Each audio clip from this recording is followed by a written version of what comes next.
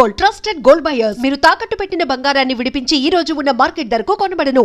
ఆర్పి పట్నాయక్కి చాలా లగ్జరీగా మ్యూజిక్ చేయడానికి కానీ రెమ్యునరేషన్ పరంగా కానీ ఒక లగ్జరీ ఇచ్చిన మొట్టమొదటి మూవీ అంటే ఏం చెప్తారు?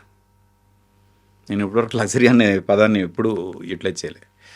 ఫ్రాంక్గా ప్రొడ్యూసర్ వైపు ఎక్కువగా ఆలోచించే వ్యక్తుల్లో నేను ఒకడిని. నేను కూడా ఈ క్వశ్చన్ అడడానికి కారణం అదే. కెరీర్ మొత్తం చూసుకుంటే స్ట్రగుల్ అంటే మీ స్ట్రగుల్ అని కాదు, సినిమా ఎక్కడ స్ట్రగుల్ ఉంటే అక్కడ ఆర్పి పట్నాయక్ ఉన్నాడు.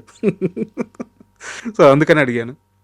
అంటే ఫ్రాంక్గా ప్రొడ్యూసర్స్ బాగుంటేనే సినిమా బాగుంటుందని నమ్మే మనిషిని నేను.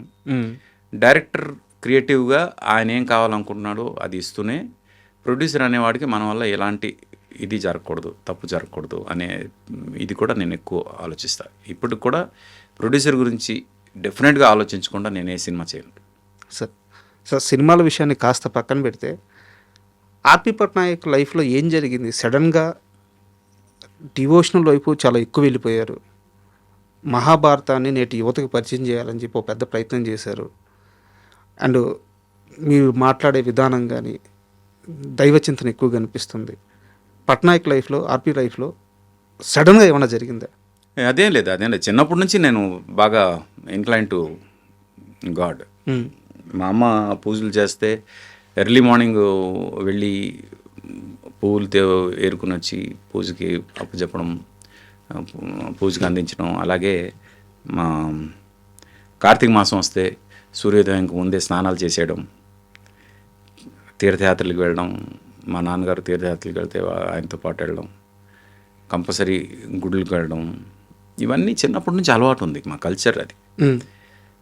అది ఎక్కడో జనరేషన్స్ మిస్ అయిపోతున్నాయి ఇవన్నీ అనే ఫీలింగ్ అనమాట. ఇప్పుడు సనాతన ధర్మం గురించి ఎవరిని అడిగినా దానికి కరెక్ట్ ఆన్సర్ లేదు ఎవరి దగ్గర.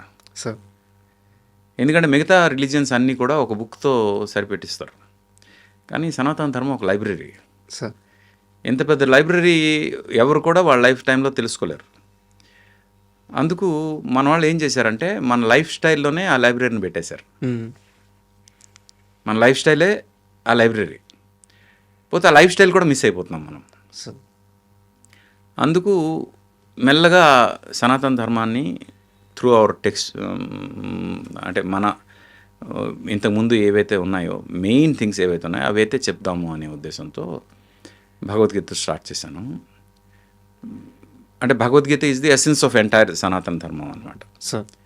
మామూలుగా భగవద్గీత చదవాలి అంటే చాలామంది ఒక 6 నెలలు పడుతుందా, 1 year పడుతుందా, అర్థమవుతుందా లేదా ఇలాంటి భయంతో ఉంటారు. అందుకు చాలామంది ఫస్ట్ పేజీ చదివిన తర్వాత ఆపేసిన వాళ్ళు చాలామంది ఉన్నారు. Correct sir.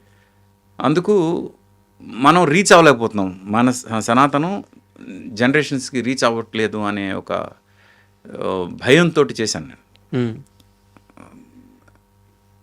అయితే నేను చేశాను అనే కన్నా భగవంతుడు ఎవరో ఒకరిని సెలెక్ట్ చేయాలి, నన్ను సెలెక్ట్ చేశాడు, నా త్రూగా చేస్తున్నాడు అనుకున్నాను. అయితే ఏంటంటే ఇక్కడ సనాతనం గొప్పతనం మీకు భగవద్గీత 6 నెలలు పడుతుందా, 1 year పడుతుందా కాదు. భగవద్గీత మొత్తం మీకు అర్థం చేసుకోవడానికి 2 గంటల 47 నిమిషాలు చాలు. మొత్తం 700 శ్లోకాలు, 18 అధ్యాయాలు కలిపి 2 గంటల 47 నిమిషాల్లో భగవద్గీతకు సంబంధించిన మొత్తం ఎసెన్స్ మీకు అర్థమైపోతుంది. ఎసెన్స్ కాదు, అంతే వాళ్ళు మాట్లాడుకుంది. ఓకే, అంతకుమించి వాళ్ళు ఏం మాట్లాడలే. ఆ 700 శ్లోకాలు యాజ్ ఇట్ ఈస్ అక్కడ కృష్ణార్జునుల సంవాదం ఏదైతే ఉందో అదంతా పెట్టేశాం. ఇప్పుడు ఒక సినిమా చూసే లెంత్లో భగవద్గీత అర్థమైపోతుంది అనే దానికన్నా కావాల్సింది ఏమని చెప్పండి. కరెక్ట్. అలాగా I wanted to simplify things. ప్రతిదీ కూడా సింప్లిఫైడ్గా చెప్పాలి సనాతనం గురించి అనే ఉద్దేశం అనమాట. భగవద్గీత గురించి ప్రవచనాలు చెప్పండి చెప్పను, నేను చెప్పలేను కూడా. అంటే నేను అంత జ్ఞాని కాదు. నాకు ఎలాగైతే సంగీతం రాదో అలాగే నాకు సంస్కృతం కూడా రాదు సార్.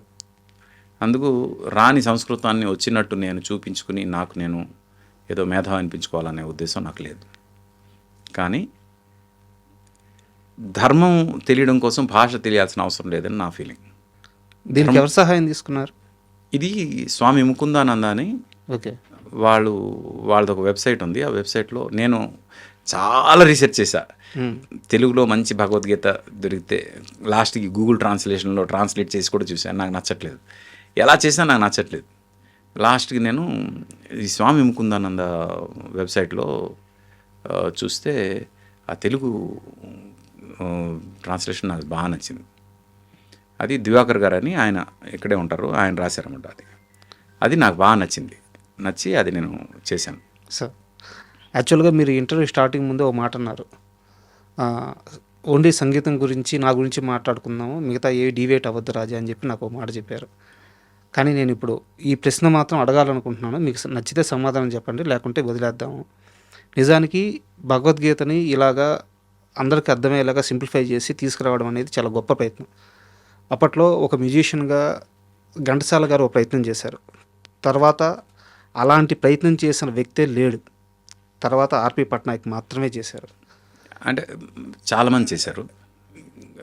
సినిమా ఈ ఇంత ఎక్స్పోజర్ ఉన్న వ్యక్తుల్లో గంగాధర శాస్త్రి గారు చేశారు. సార్, ఘంటసాల మాస్టారు ఆయన చేసే టైంకి ఆయన almost he was on his hospital bed అనమాట.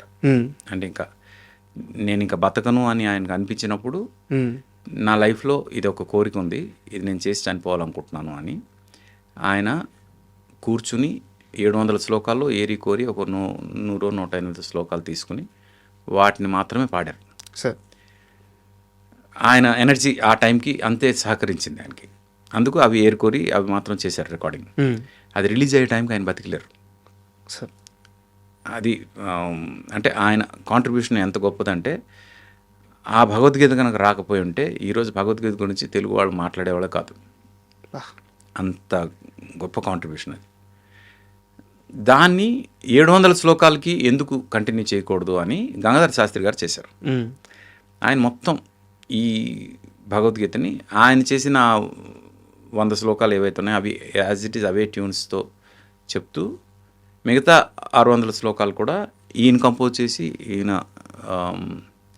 ఇది ట్రాన్స్లేషన్ చేసి చాలా పెద్ద రీసెర్చ్ చేసి చేశారు గంగాధర శాస్త్రి గారు. అది కూడా ఉంది.